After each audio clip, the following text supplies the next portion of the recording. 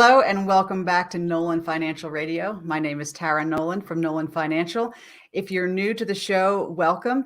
This is an educational show. We share a lot of stories and examples because Chris and I believe that having success with your finances really begins with being able to ask good questions, because there's no lack of information out there. It's about trying to figure out which information is right for you and at the stage of life that you're in, right? Because information is different when you're 20 versus 40 versus 60. So that's what this show is all about.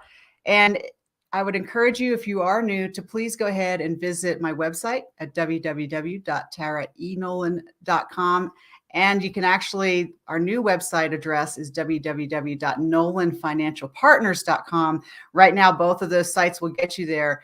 And when you get to the website, you can actually check out the radio page. We have past recordings that we keep there, so you can go back and listen. And we'll have topics from Social Security and Medicare to 401ks and IRAs to, small business problems and challenges. So kind of, if there's a problem out there, there's probably a show that we've done about it. And then also, I'll just say right up front that if you have a question you want some more information about, you can give Chris and I a call at 719-210-4242. That's 719-210-4242. And the cool thing is that you can actually go out and listen to the radio show on a podcast. It's on Apple and Spotify, Amazon, and Google. So that's pretty exciting as well. We have some great backshop help here. It doesn't get better than having a great team behind you. And so it's really exciting that we get this information out there, because that's what you need, is to be able to ask good questions. So we're going to be talking today about tips for women and saving for retirement. But before we jump into that topic, let me say hello to my amazing co-host, Tony Shore. Wow. Okay. Here I am. Amazing, I guess. You are amazing. This is great. This is great. It's good to be here with you again, Tara. And I'm excited about the show. Obviously, this is one where you have a lot of knowledge and experience. I mean, you've spoken as a speaker on this topic, and we've talked a bit about it on past shows, but I'm really eager to dig into it. And retirement tips for women and financial planning. And sometimes there isn't, as a lot in life, there isn't a level playing field when it comes to retirement planning for women versus men, and it everything to do from Social Security and on. And we're going to cover that. But I have been great. I've just had a great week, been really busy. How about you? How have you been? Oh, Tony, we're getting so close. So I've gotten all the final changes I gave to my typesetter just came back today. So fingers crossed, Chris and I are going to be getting everything to the publisher. And our goal is that next week we're going to have the book ready for pre-order. And so wow. So you've already went through and made any final typesetting changes. So you guys read through the final, that the copy editor sent you the final, and you and Chris went through and read it all?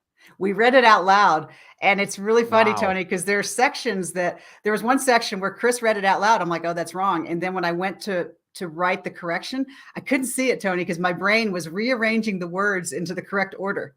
Yeah. And I literally couldn't see it. So that was like a really cool thing I didn't know about editing, is the last step is you actually have to read it out loud so that you're not reading it with your eyes, because your brain doesn't rearrange the words the way your eyes will.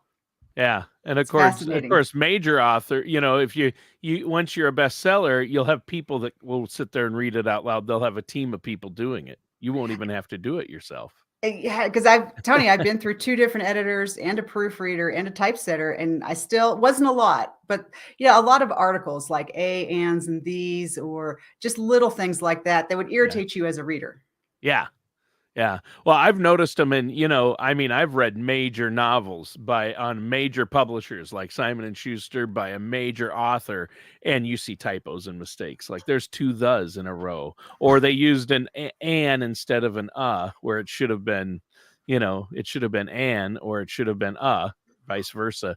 And so, they do eke through even on major national bestsellers. So it is something. So now this topic, it sounds like a good one to me. I mean, you've spoken previously about how women are underserved. And I think when it comes to retirement planning resources, this is a good opportunity to address some steps that the female part of our audience can use. And for us guys as well out there listening, to figure out, oh, okay, here's where the disparity comes in. What can I do to help? So this is going to be a good one. Tony, this is a great one. And I was reading and I came across this article from CNBC, and it's called Men Have 3 Times More Retirement Savings Than Women, 7 Steps to Make Sure That You're Financially Secure. And I like the article, but what I wanted to add to it, Tony, and goes back to the research I've been doing for my book and the experience I have in my business, is why does this happen? Because, Tony, I can tell you in my experience, women are excellent savers. Yep. And in all of my clients, my women tend to be a little more conservative. They're very Sure. good savers. They have very good habit patterns.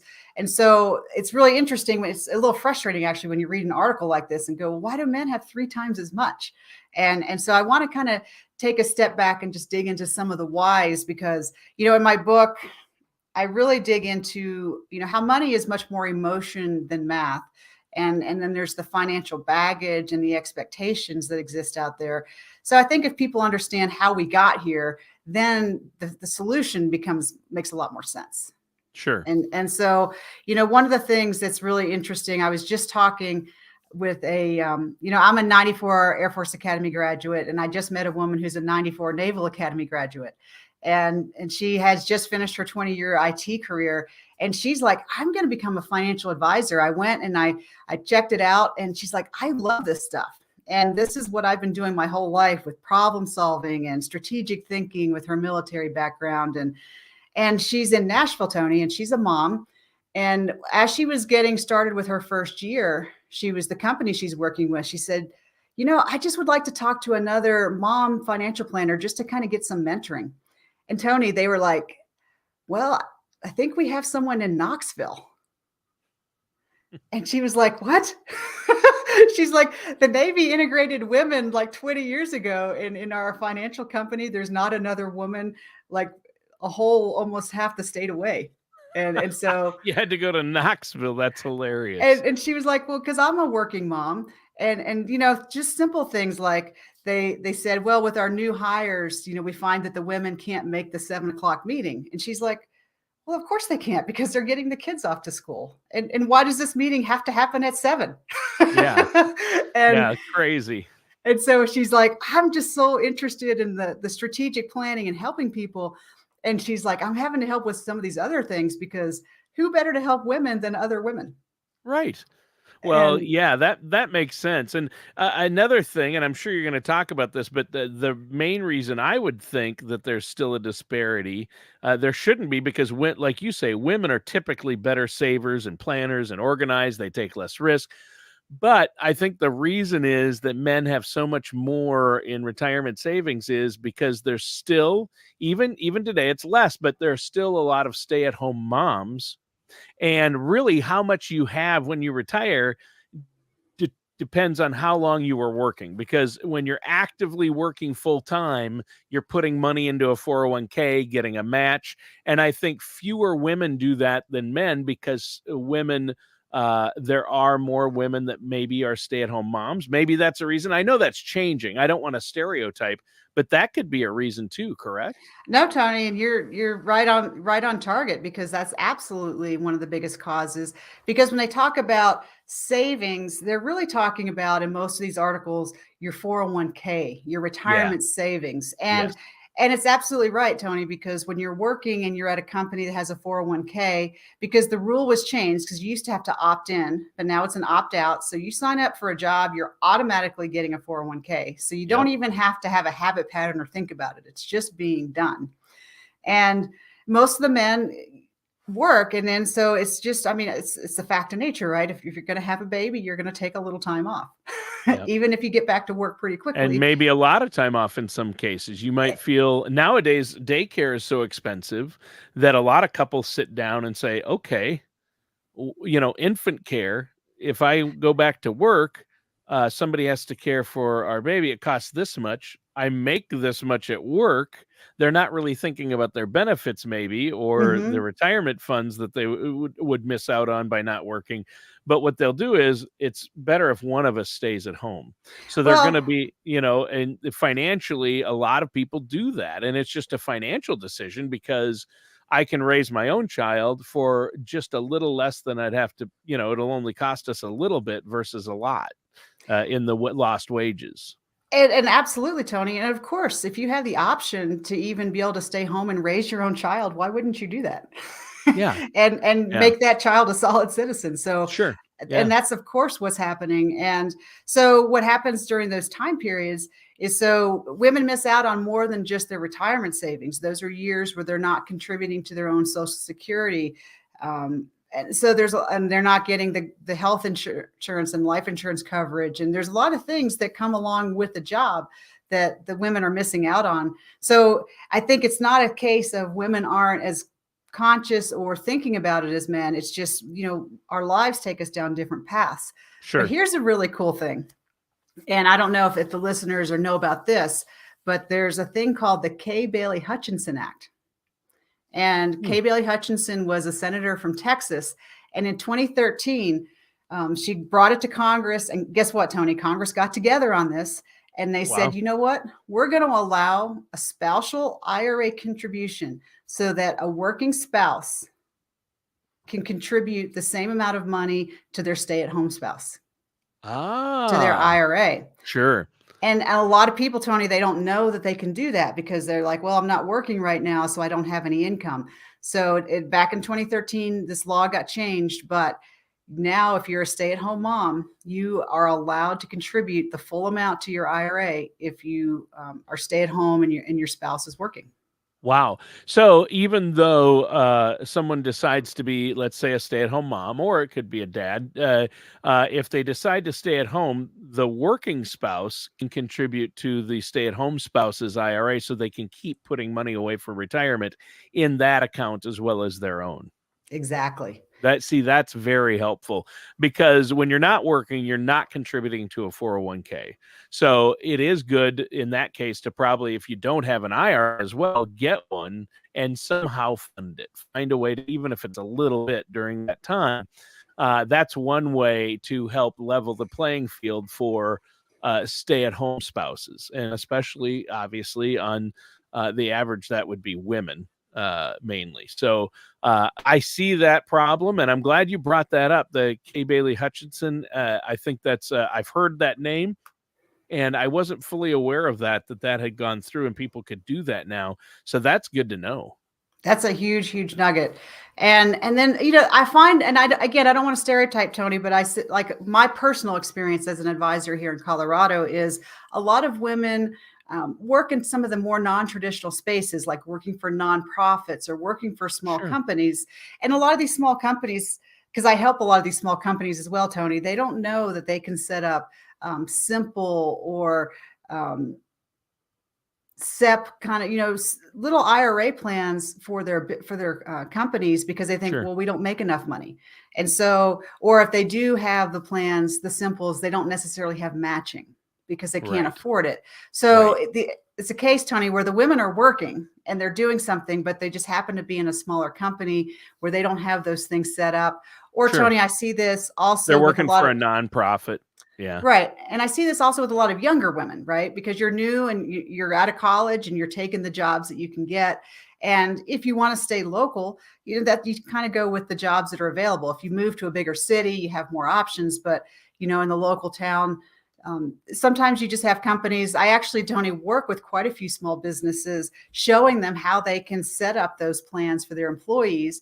It's good for the business to get a tax write-off, but it's good for the employees because it's all about time, right? Time is your Yeah. biggest friend when it comes Yep. to saving for retirement. Take advantage of that compounding interest. Even if you're just putting a little bit away, it will really add up in the end because of compounding interest. And this goes back, Tony, to the title of my book, Money Moves: Changing Where Your Money Lives Changes How Your Financial World Grows.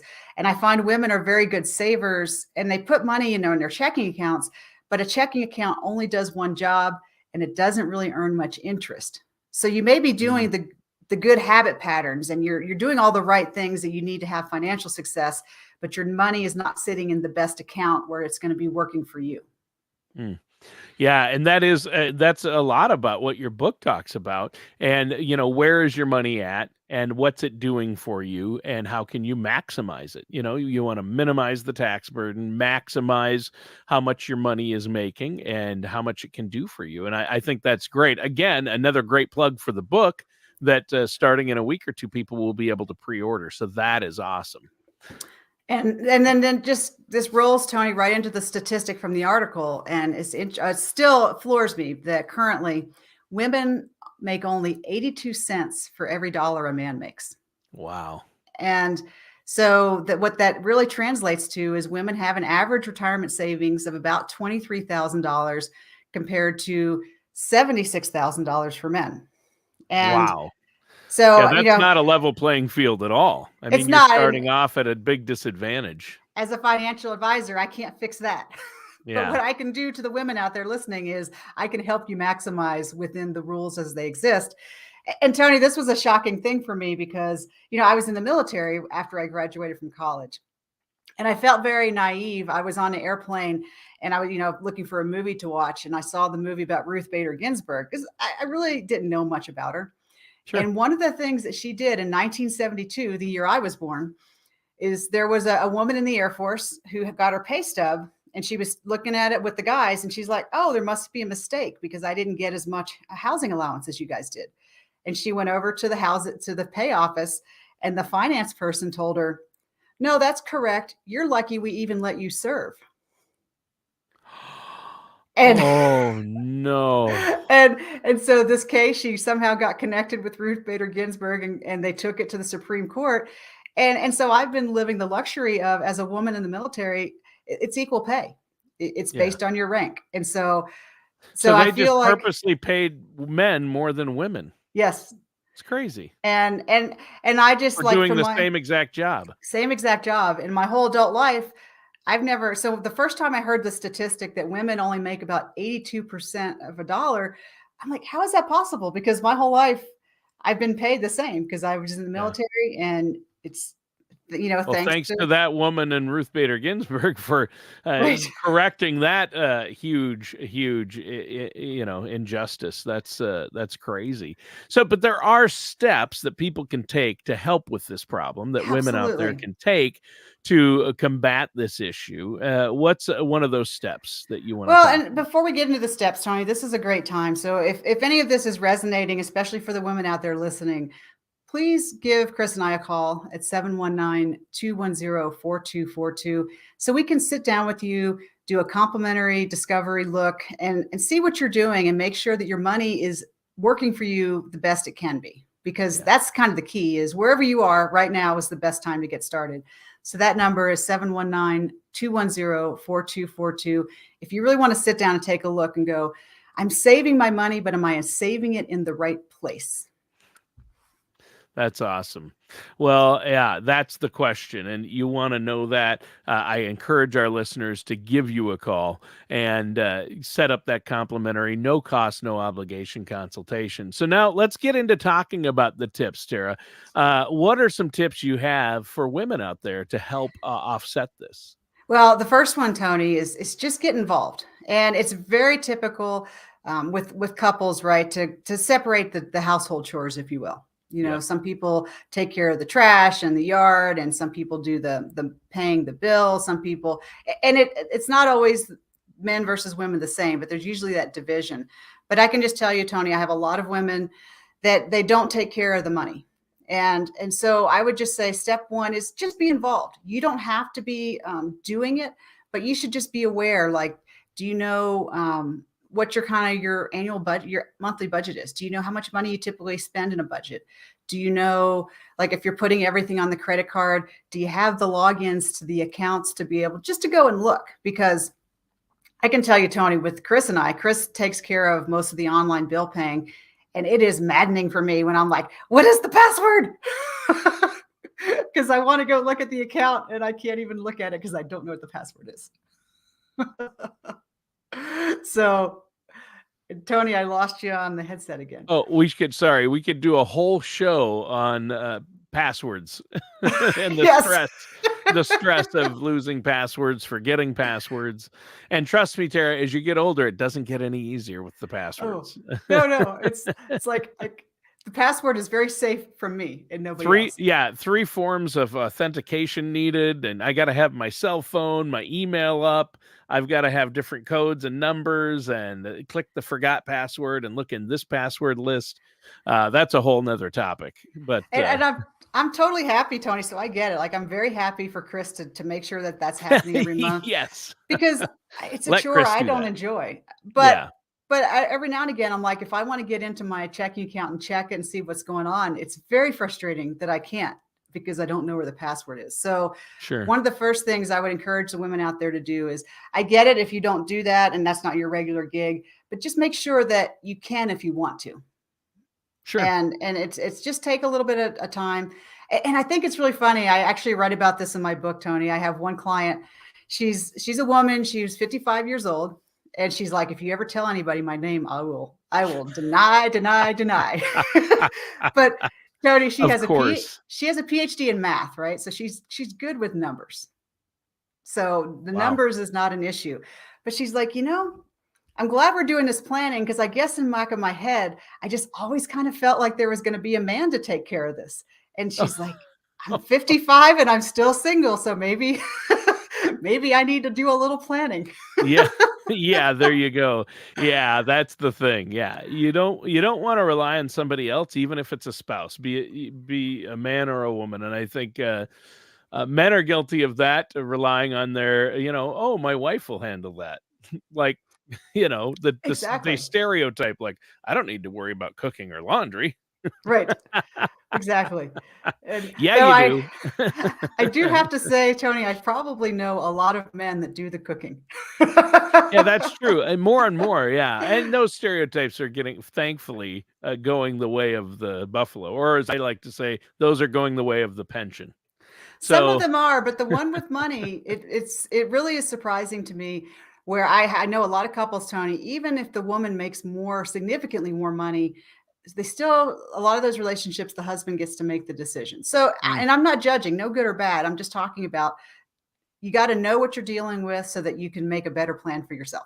That's it. yeah, yeah, there And you go. so then the next tip, obviously, and I think we've talked about this a lot of times, is you want 3 to 6 months worth of your living expenses set aside in an emergency fund.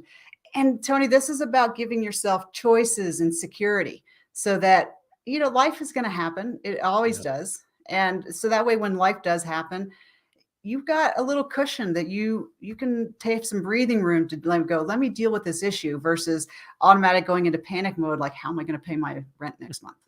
Right. Yeah. Yeah, that's true. I think that's really important. And, I think these are good. I mean, and people have shared finances. You touched on that, who's going to take care of it. You need to be aware of your finances. But you need to have money set aside, and maybe, um, you said women are good at saving, but sometimes maybe that's something they leave up to their husbands or their spouse. And so, they need to do that. And Well, what do you say? You have to set aside some money for emergency fund and in your retirement savings. both. And then, like, here's like a simple example just to kind of hit that point home is, I don't know the last time you bought new tires on your car, Tony, but even the cheap ones are kind of expensive. Recently, and they are expensive.